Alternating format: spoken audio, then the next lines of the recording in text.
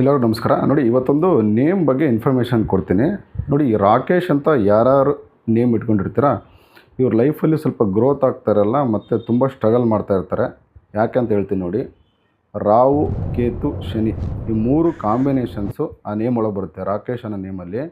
So ಹಾಗಾಗಿ ಲೈಫಲ್ಲಿ ತುಂಬ ಸ್ಟ್ರಗಲ್ ಮಾಡ್ತಾ ಇರ್ತೀರ.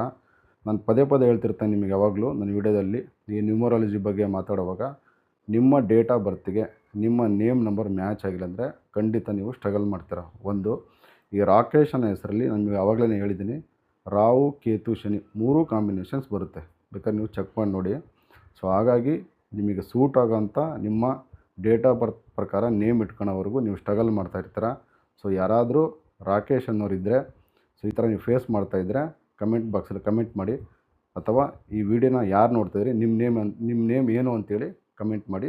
ಈ ಥರದ್ದೇ ವಿಶೇಷವಾದ ಇನ್ಫಾರ್ಮೇಷನ್ಗೆ ನಮ್ಮ ಅಕೌಂಟ್ನ ಫಾಲೋ ಮಾಡೋದನ್ನ ಮರಿಬೇಡಿ. Thank you.